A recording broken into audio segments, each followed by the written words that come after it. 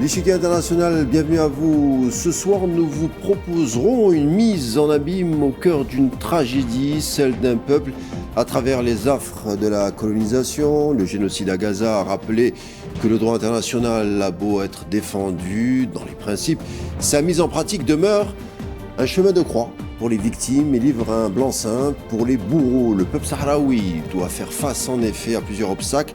Les diplomaties parfois sont inaudibles au sein d'un système onusien figé. Les grandes puissances signent, elles, un chèque en blanc aux colonisateurs pour la poursuite d'un vecteur inlassable d'invisibilisation des victimes. Les caméras, le plus souvent, se tiennent à distance car la résilience s'effectue sans bruit et cela dure depuis plusieurs décennies, sauf qu'ici il s'agit d'un peuple qui défend un récit, son récit, celui de la libération. On en parle et c'est tout de suite.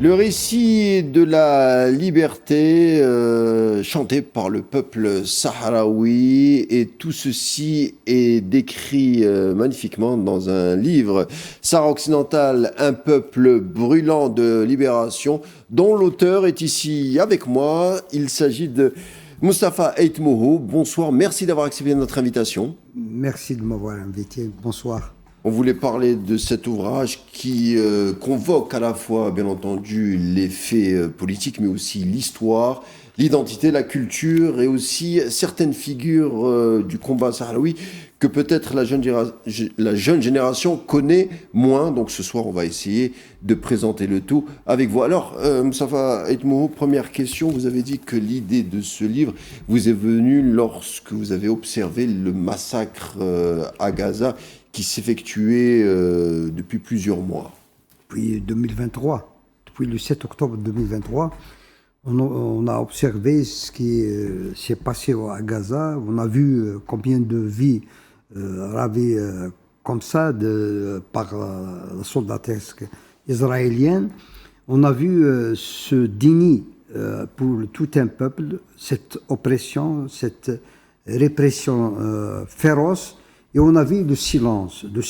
On a vu que les cris des Palestiniens ont buté devant le silence de la communauté internationale, notamment devant l'organisation onusienne, dont les résolutions ne trouvent pas une voie pour être appliquées dans ces territoires.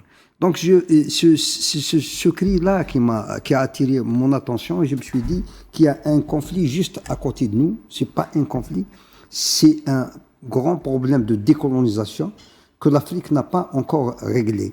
Et ce conflit risque d'avoir la même issue que celui de Gaza, parce que on a vu comment le colonialisme israélien s'est comporté en Palestine, cette mur de la haine qu'ils ont érigé, cette l'arme de la faim qu'ils ont utilisée pour exterminer un peuple.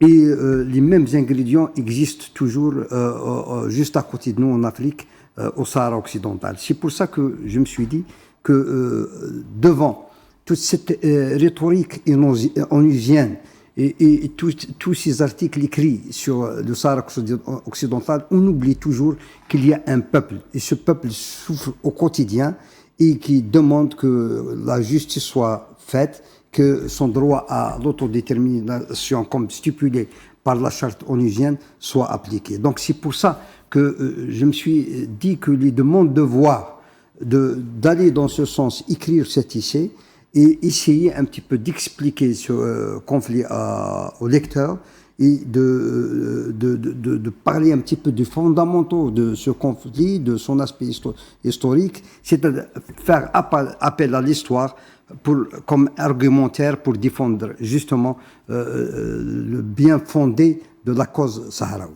Justement, une des questions lancinantes dans cette œuvre est la suivante, c'est-à-dire vous mettez en perspective le cœur du colonialisme, à savoir qui a le droit d'écrire l'histoire, qui décide de la légitimité d'un peuple et finalement qui a le pouvoir d'effacer un peuple. C'est ce qu'on voit concernant le peuple sahraoui, mais aussi le peuple palestinien. Moi, c'est ce que j'ai appelé, moi, le miroir du sang. pour la communauté internationale. C'est le cas des Sahraouis, le cas aussi du peuple palestinien à Gaza. C'est un miroir de sang, c'est-à-dire on renvoie à la communauté internationale la réalité qui se passe dans ces territoires et qu'ils feignent de regarder et qu'ils évitent de regarder d'en face. Donc, c'est un petit peu, pour le Sahara occidental, c'est le miroir aussi des empires.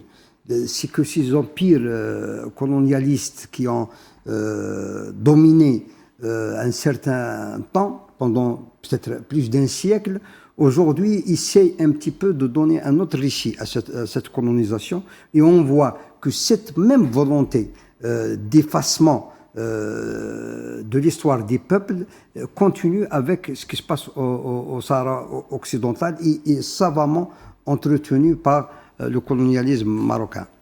Vous faites une remarque dans ce livre qui a plein de sens, mais peut-être qu'on passe sous silence en disant que une occupation coloniale peut surgir de la part d'un pays africain.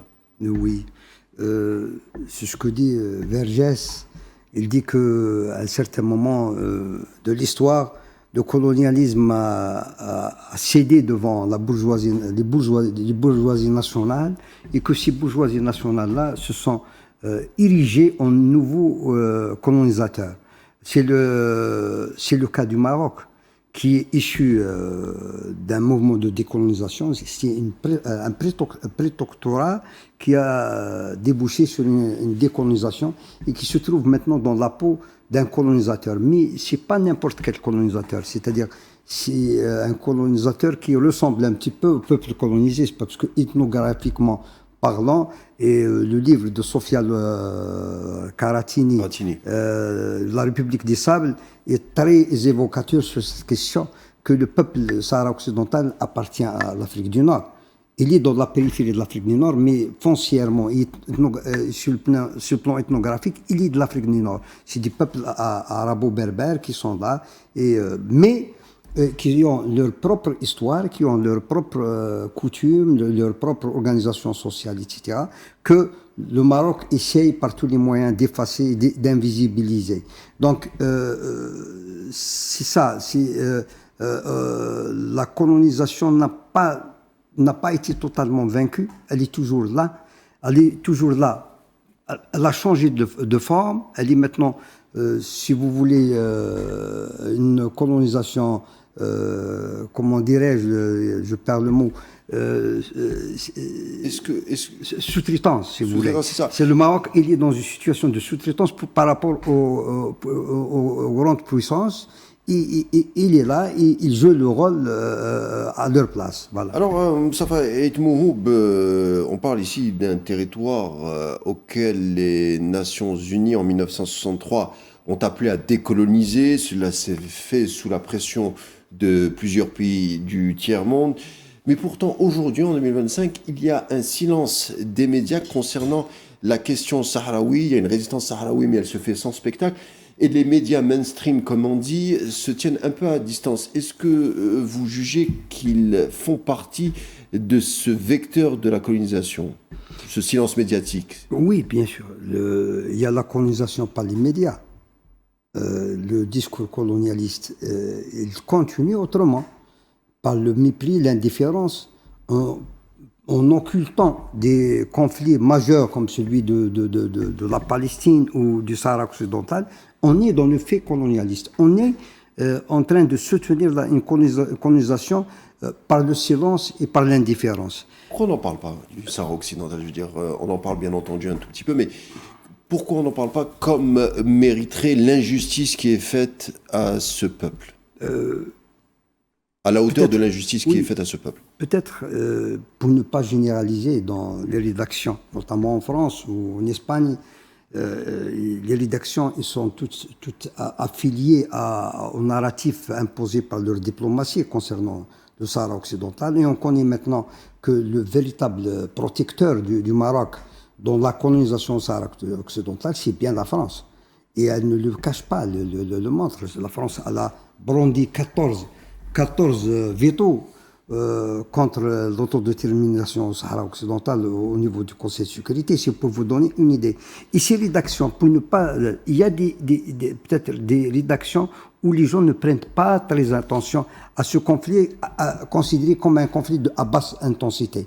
Mais réellement, et dans la majorité des rédactions, c'est fait intentionnellement parce que ces rédactions, elles sont alignées sur une position officielle, sur un narratif officiel. Pourtant, la France, qui fait partie, qui est membre permanent du Conseil de sécurité, ne respecte pas la CIJ. La CIJ qui fait partie aussi de l'hémicycle onusien, puisqu'en 75, en octobre 75, la CIJ, la Cour internationale de justice, établit qu'il n'existe pas de lien de souveraineté juridique entre le Maroc et les territoires sahraouis. L'ONU condamne régulièrement Rabat avec très peu de sanctions. Il faut le dire, on le voit aussi, et c'est la teneur de votre livre, le substrat de votre livre, le droit ne suffit pas.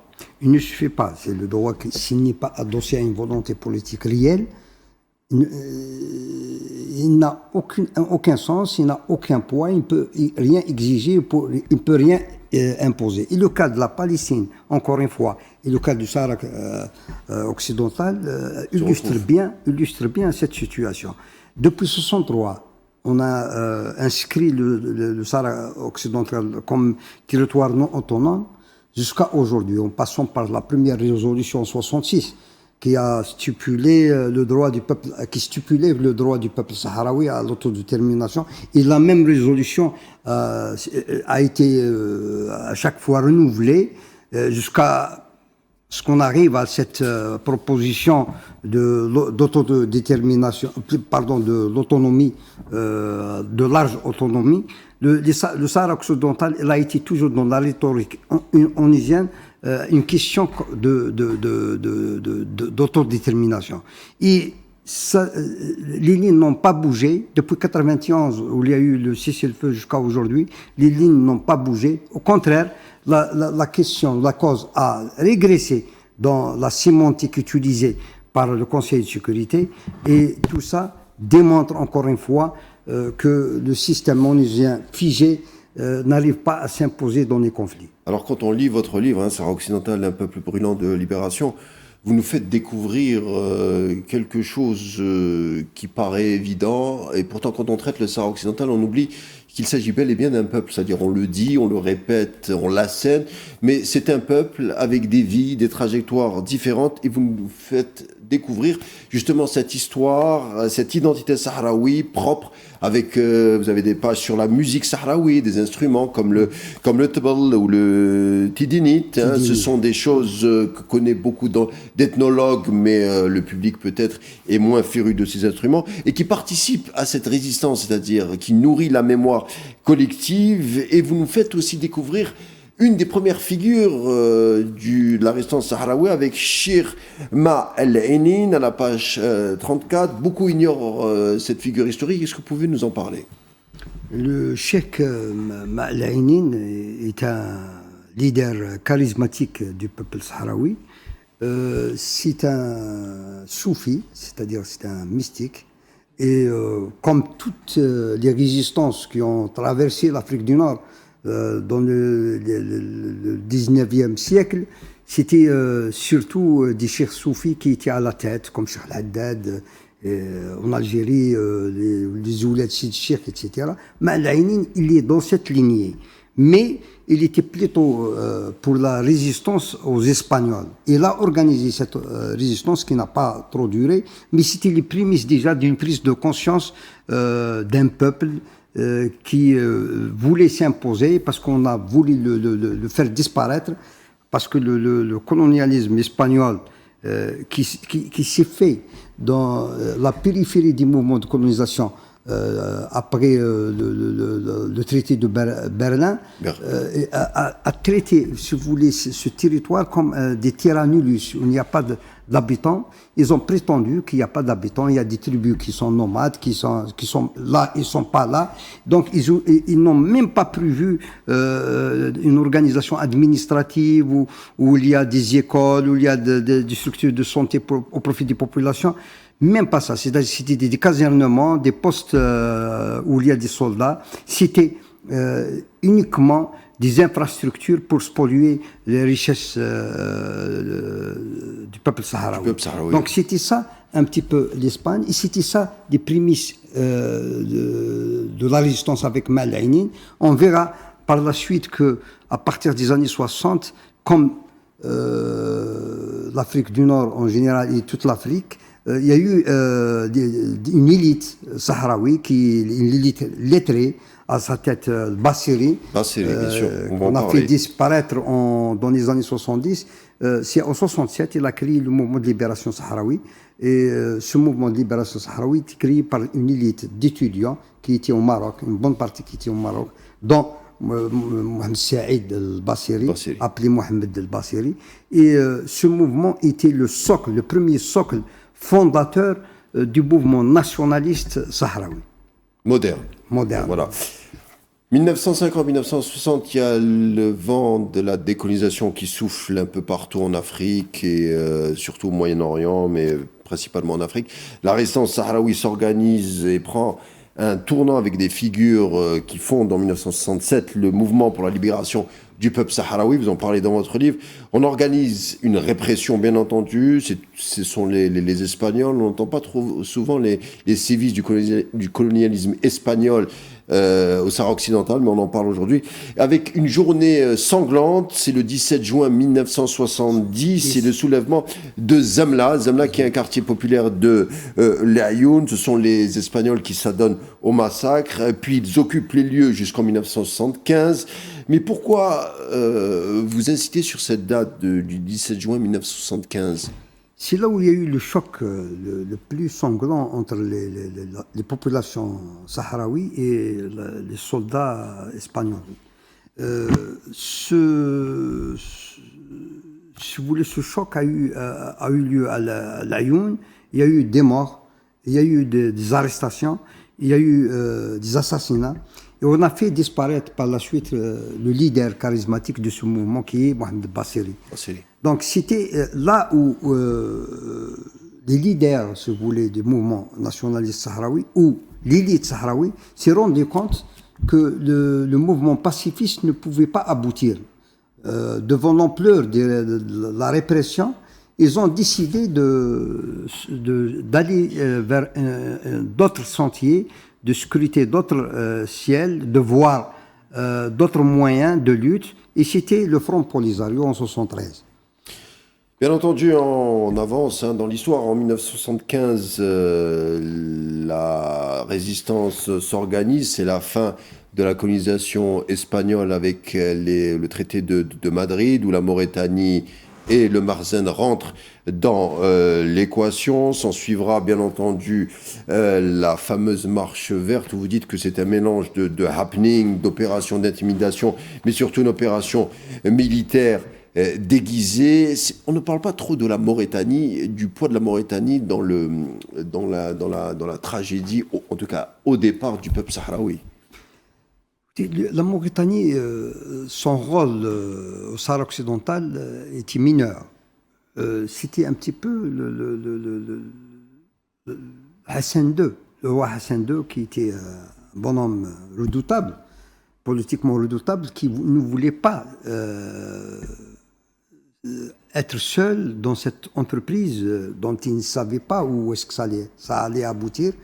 Donc, dont il ignorait un petit peu les conséquences. Donc, il a embarqué avec lui la Mauritanie, dont il revendiquait avant les territoires. Hein. Il l'a embarqué, c'était en 1975 à Madrid, c'était le traité de Madrid. Ils ont signé un traité avec Arias Navarro, qui était le premier ministre sous Pinochet, le dernier. Et Pinochet était grabataire, il était mourant. Franco-Pinochet. Donc, c'était un petit peu la fin du franquisme, et c'est là l'Empire espagnol était à l'agonie.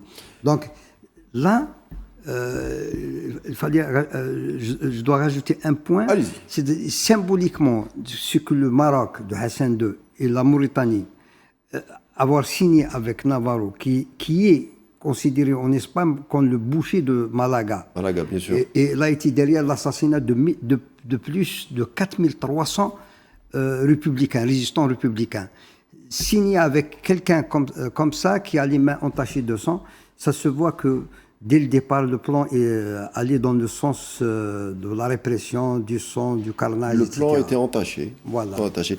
Alors en 75, à partir de 75, la résistance armée s'organise, elle fait corps avec le désert. Vous avez des pages sublimes où on voit un peuple quand même qui est à l'aise dans son environnement, puisqu'il vient, c'est un peuple du désert, et qui écrit une anthropologie, son histoire, son récit, sa poésie, mais à travers l'oralité. C'est ça qui est incroyable.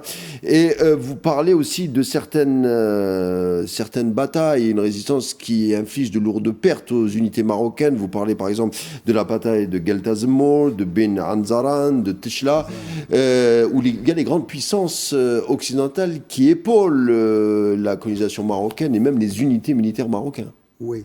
Marocaines, pardon. La résistance s'est organisée en 1973, quand ils ont créé le Polisario. Quand le Polisario a été organisé, la résistance ne s'est jamais arrêtée. Il y avait la résistance avec l'Espagne, ensuite la résistance avec le Maroc. Et cette résistance s'est étirée jusqu'à 1991. Il y a eu beaucoup de batailles, mais militairement, le Sahara occidental, malgré que c'était une guerre asymétrique, avait le dessus. Elle a marqué des points très intéressants, notamment à Gueltazmour. C'est une grande bataille que maintenant elle est restée dans l'histoire, elle est rentrée dans l'histoire comme ça, l'histoire de la guérilla. La guérilla, oui. La guérilla dans le désert. C'est là un petit peu la prouesse des Sahraouis dans un terrain complètement nu. Elle infligeait des défaites successives à l'armée marocaine, aux forces royales marocaines. Vous parlez de 1991 parce qu'il y a eu un accord de cessez-le-feu avec l'entrée de la MINURSO et son mandat ambitieux qui prévoit donc trois étapes: un cessez-le-feu, un recensement et la tenue d'un référendum. Le Polisario veut un recensement fidèle en prenant en compte des habitants originels. Rabat veut élargir le corps électoral en comptabilisant les colons dépêchés sur place, donc il y a une espèce d'opération de transfert. Cette question du corps électoral est brûlante d'actualité, puisque Rabat continue encore cette tactique d'imposer, d'élargir le corps électoral. Disons sur cet accord, il n'y a que le cessez-le-feu qui a un petit peu duré, donc un petit peu plus de 30 ans, 35 ans à peu près. Sinon,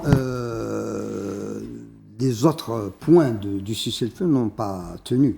D'abord, la question du corps électoral. Il y a eu le plan 1 de James Baker, et il a buté justement sur cette question du corps électoral. On a parlé du recensement de 73, parce que l'Espagne a fait sous Franco, elle a organisé un recensement en 73 en perspective d'organiser un référendum dans l'avenir. Mais ça n'a pas tenu avec la maladie de Franco. Et on a vu ce que l'accord de Madrid et ce que s'en est suivi. Donc, il y a eu le premier plan de Becker en 2001, il a buté sur cette question. Le plan Becker numéro 2 en 2003, il a buté sur la même question. Donc, les Sahraouis, ils ont accepté. Il coupait la poire en deux un peu, le plan Becker numéro 2. Hein. Le premier, il est tombé à cause du refus du Sahraoui. Et le deuxième plan, les Sahraouis, ils ont accepté qu'il y ait des colons marocains qui soient comptabilisés dans le corps électoral. Mais là aussi, ils ont accepté même une autonomie provisoire de 5 ans, mais gérée par le Front Polisario. Même sur ça, ce plan a été refusé par le Maroc de Hassan II, plutôt du roi actuel, par la suite. Parce qu'ils ont eu peur que les colons marocains votent pour les Sahraouis ou votent pour l'autodétermination, qu'il y ait une situation comme celle qu'on vit maintenant en Afrique du Sud. Je voulais parler du rôle des femmes qui jouent synonyme de résistance avec des figures comme Haminatou Haïdar au Sultana Khaya, qui est assignée à résidence, je crois, jusqu'à présent, laquelle, selon Amnesty International, elle a subi des sévices sexuels de la part des soldats marocains. Vous rendez hommage, vous avez des très belles pages consacrées aux femmes résistantes qui transmettent, qui établissent des écoles et aussi qui sont gardiennes de la mémoire du peuple sahraoui. Oui, l'une des spécificités justement de la société sahraoui, qui ne ressemble pas du tout à l'Afrique du Nord, peut-être la seule ressemblance que j'ai trouvée avec l'Itouerg, l'organisation Tergui, sociale Tergui, est basée sur le matriarcat. Justement, les Sahraouis, basés sur le matriarcat et la khaïma, la tante. Oui. Et le maître, la maîtresse de la khaïma, c'est la femme. La khaïma, donc, c'est la femme, gardienne du temple, gardienne du récit, gardienne de l'histoire, et aussi c'est le socle de la résistance. Toute la résistance tourne autour de la femme. C'est parfait, vous retrouverez tout ça dans ce magnifique livre Sahara occidental, un peu brûlant de libération, signé Moussafa Ait Mohoub, que je vous conseille vivement de vous procurer. Merci d'avoir été des nôtres pour nous parler de cette identité ô combien belle et riche et profonde. Je vous dis à bientôt, Moussafa Ait Mohoub. Merci d'avoir été des nôtres. Merci. L'Échiquier international se conclura ici. Merci de nous avoir prêté attention. Je vous laisse avec la suite des programmes sur Al 24 News. Et on se retrouve demain, même heure et même chaîne. D'ici là, portez-vous bien et bonne soirée.